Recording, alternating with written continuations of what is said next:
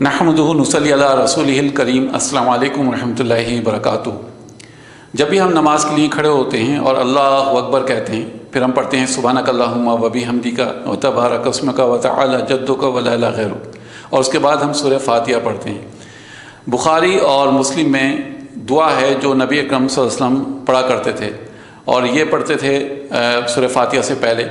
وہ دعا آج ہم نے منتخب کی ہے، اس کو میں آج آپ کے سامنے رکھتا ہوں۔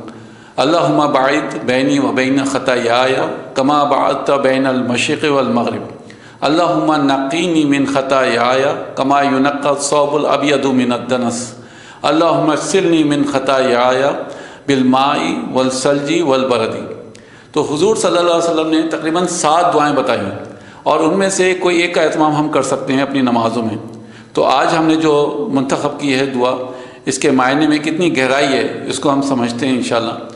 سب سے پہلے ارشاد ہوا ہے اللہم باعد بینی و بین خطایای۔ یہاں پر باعد لفظ استعمال ہوا ہے، یہ ایک مبالغہ ہے، اور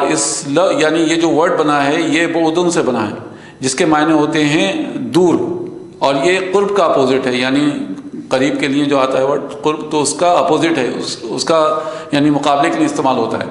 تو بعدن سے مبالغہ بنا ہے باعد، اور اس کے معنی ہوتے ہیں فاصلہ، لیکن کوئی معمولی فاصلہ نہیں، بہت بڑا فاصلہ، بہت زیادہ فاصلہ۔ ویسے یہ فعل امر ہے، لیکن عربی کی کلاسیکل کتابوں میں، عربی گرامر کی جو کلاسیکل کتابیں ہیں اس میں اس کو کہا گیا ہے فعل الامر والطلب، یعنی ہم کسی بڑے کو حکم نہیں دیں گے، امر نہیں کہیں گے، یعنی اس کو حکم دیں گے، بلکہ اس سے گزارش کریں گے کہ برائے مہربانی آپ ہمارا یہ کام کر دیے، پلیز آپ یہ ہمارا کام کر دیجئے، تو اس طریقے سے کہا جاتا ہے۔ اس کے بعد ورڈ استعمال ہو رہا ہے بینی، اس کے معنی ہوتے ہیں بیچ میں، لیکن بینی سے جڑا ہوا ایک ورڈ ہے یا متکلم کہتے ہیں اس کو، یعنی جس کے معنی ہوتے ہیں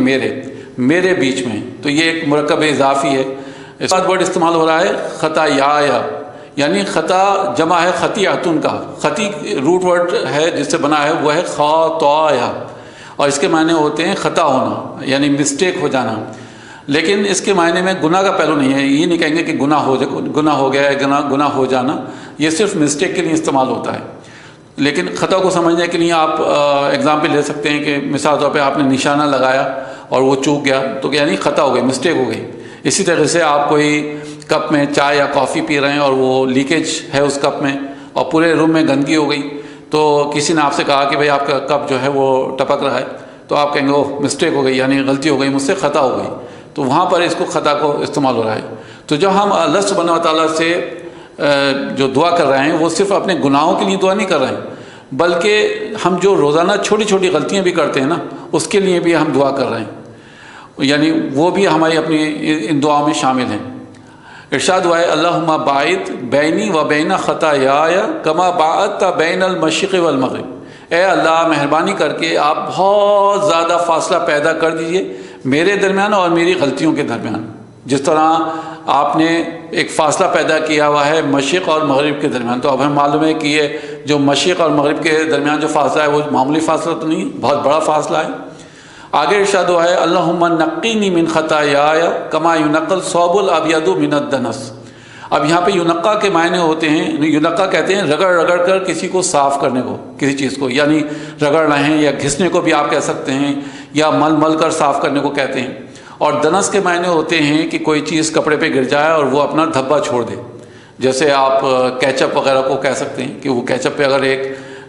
اسپاٹ بھی گر گیا کپڑے پہ تو وہ نمایاں ہوتا ہے۔ تو کہا گیا ہے اللہم نقینی من خطایای کما ینقی الثوب الابیض من الدنس، اے اللہ مہربانی کر کے آپ ہٹا دیجئے مجھ سے میری غلطیاں، یعنی جس رگڑ رگڑ کے، یعنی اس سے مراد یہ ہے کہ بالکل صاف کر دیے، اس طرح جس طرح کہ سفید کپڑے سے کھرچ کھرچ کر رگڑ رگڑ کر اس دھبے کو صاف کیا جاتا ہے۔ آگے ارشاد ہوا ہے اللہم اغسلنی من خطایای، اے اللہ مجھ سے صاف کر دیجئے، دھو دیجئے میری غلطیوں کو، بالماء والثلج والبرد، پانی سے، برف سے اور اولوں سے۔ سبحان اللہ، کتنی پیاری دعا ہے۔ اللہم باعد بینی و بین خطایای کما باعدت بین المشرق والمغرب، اللہم نقینی من خطایای کما ینقی الثوب الابیض من الدنس، اللہم اغسلنی من خطایای بالماء والثلج والبرد۔ اگر سوچئے کہ ہم روزانہ اپنی نمازوں میں ان دعاؤں کا اہتمام کریں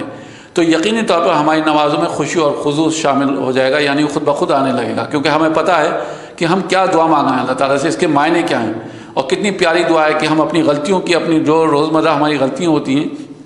ہم جو نماز کے بعد سلام پھیرنے کے بعد دعائیں کرتے ہیں، اس سے پہلے ہی ہم یہ دعا مانگ چکے ہیں کہ اللہ تعالیٰ ہماری جو چھوٹی چھوٹی غلطیاں ہیں جو ہم دن بھر میں کرتے ہیں اس کو بھی تو ہمارے صاف کر دے، معاف کر دے، اس میں اس کی غلطیوں کو اور نظر انداز کر دے اور اس کو ہم سے دور کر دے۔ کوئی چیز شامل کر لیں، یعنی ایسی چیزیں شامل کریے جو حضور صلی اللہ علیہ وسلم سے ثابت ہیں۔ یہ کیونکہ میں نے آپ کو بتایا بخاری اور مسلم میں یہ دعا موجود ہے، تو اس کا آپ اہتمام کر سکتے ہیں۔ اللہ تعالیٰ سے دعا ہے کہ اللہ تعالیٰ ہمیں ایسی توفیق دے کہ ہماری نمازوں میں خوشی اور خضوع آنے لگے، ہم فوکسڈ ہو کر اپنی نمازیں، اپنی عبادات کرنے لگیں۔ ہمیں جو جلد بازی ہم جو کرتے ہیں، جو سجدے میں ٹھونگے مارتے ہیں، یا ہم تیزی کے ساتھ نمازیں پڑھتے ہیں، رکوع اور سجود ہماری ٹھیک نہیں ہے، اللہ تعالیٰ ہمیں توفیق دے کہ ہم ان کو بھی اچھی طریقے سے ادا کر سکیں۔ وآخر دعوانا ان الحمد للہ رب العالمین۔ السلام علیکم ورحمۃ اللہ وبرکاتہ۔